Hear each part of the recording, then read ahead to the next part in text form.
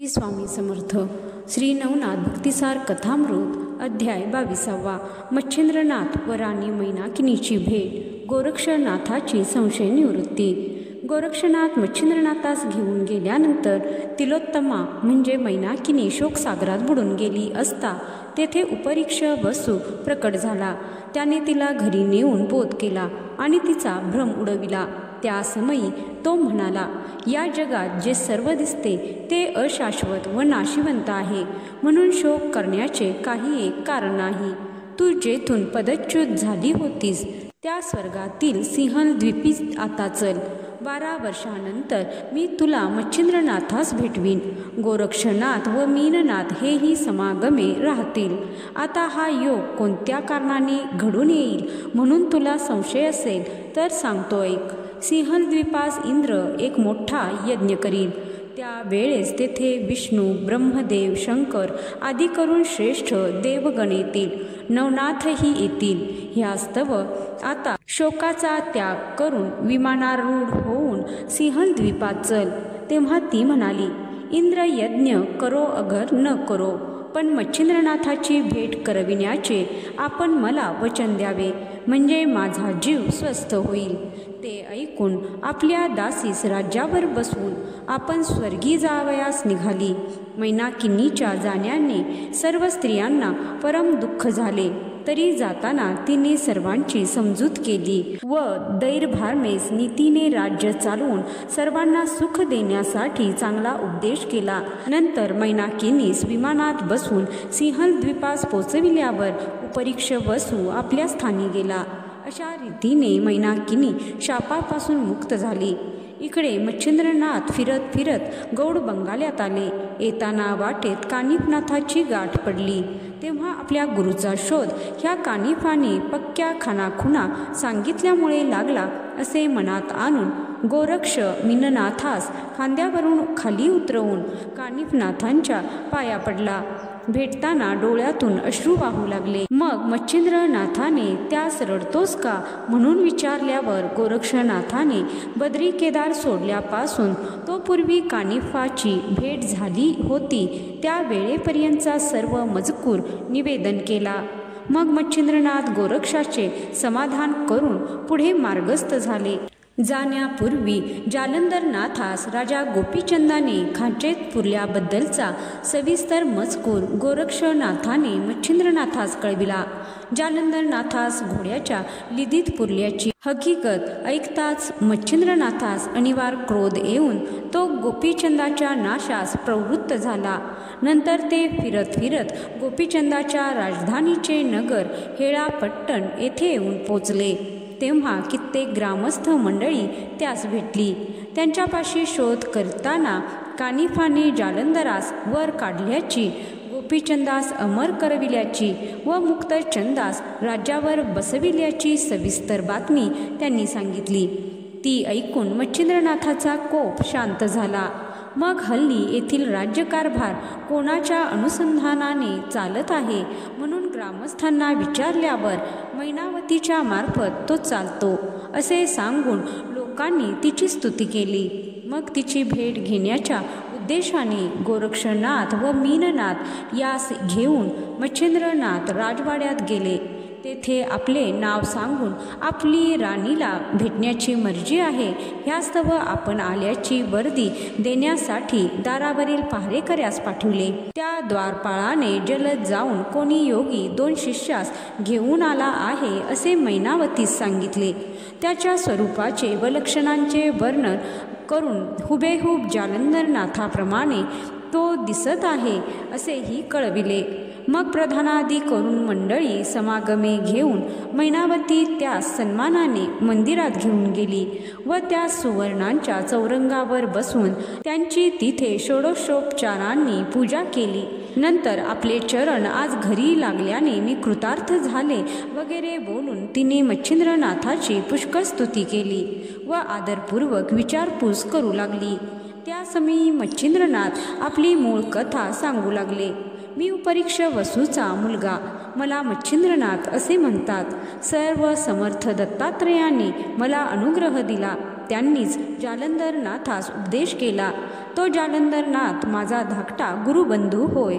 त्याची येथे दुर्व्यवस्था झाली असे ऐकण्यात आल्यावर मी येथे क्रोधाने येत होतो. परंतु येथे झालेला सर्व प्रकार इकडे आल्यावर ग्रामस्थांकडून मला कळला. ह्यावरून तुझ्या उत्तम गुणांबद्दल मी जितकी तारीफ करीन तितकी थोडीच होय. तू जन्मास आल्याचे सार्थक करून घेऊन त्रैलोक्यात सत्कीर्तीचा झेंडा लावून घेतलास.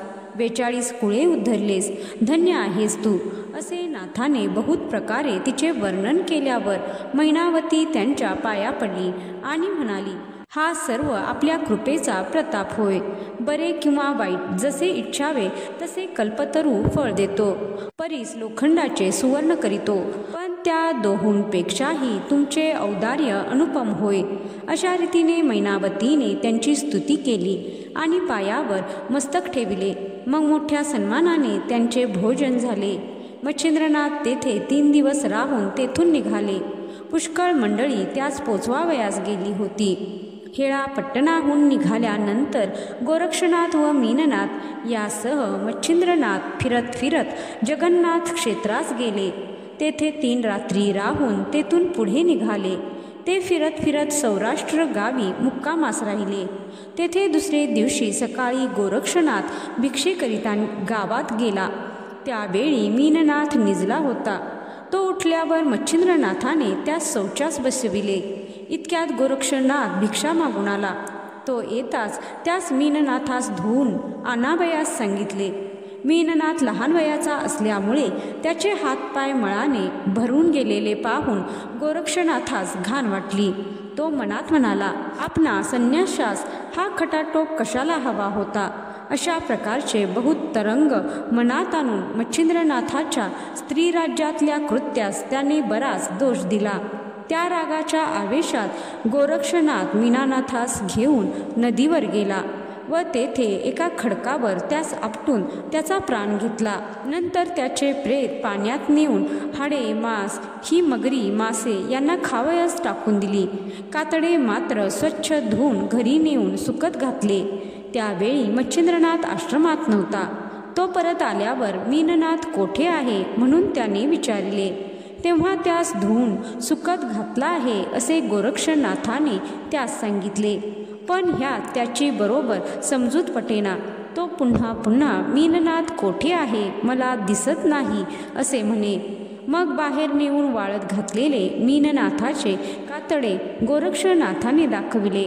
तेव्हा मुलाची ती अवस्था पाहून मच्छिंद्रनाथाने धाडकन जमिनीवर अंग टाकिले. तो गडाबडा लोळून परोपरीने विलाप करू लागला. कपाळ फोडून घेऊ लागला.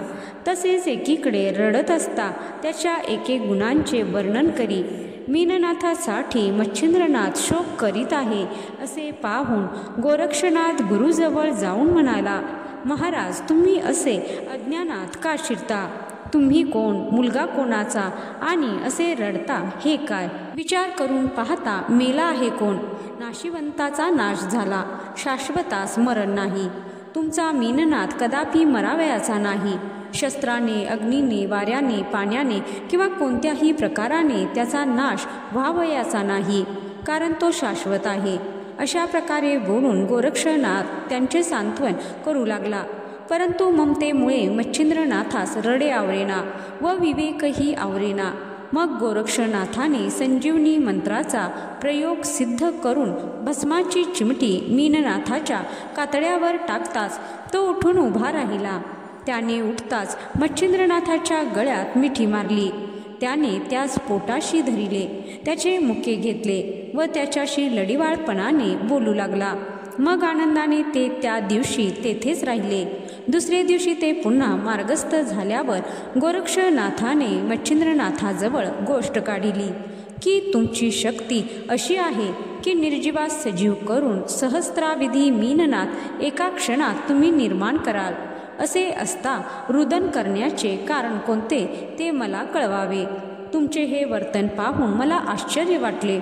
असे गोरक्षनाथाचे भाषण ऐकून मच्छिंद्रनाथ म्हणाले की त्यास तू कोणत्या हेतुवस्तव मारिलेस ते कारण मला सांग. तेव्हा तो म्हणाला, तुमचा लोक पाहण्यासाठी. तुम्ही विरक्त म्हणविता आणि मीननाथावर इतकी माया ममता धरिली म्हणून तो तुमचा भाव कितपत खरा आहे हे पाहावयासाठीच मी मीननाथास मारिले. पण तुम्ही सुज्ञ असून रडू लागलेत हे कसे ते सांगावे. तेव्हा मच्छिंद्रनाथ म्हणाला, आशा तृष्णा इत्यादिकांचा तुझ्या अंगी कितपत वास आहे हे पाहण्यासाठीच मी मुद्दाम हे कौतुक करून दाखविले. तसेच ज्ञान अज्ञान शाश्वत अशाश्वत हे तुला कळले आहे की नाही याचा मला संशय होता, तो मी या योगाने फेडून घेतला. हे भाषण ऐकून आपल्या प्रसादाचाच हा सर्व प्रताप असे गोरक्षनाथाने मच्छिंद्रनाथास सांगून त्यांच्या पायावर मस्तक ठेविले. अध्याय 22 समाप्त.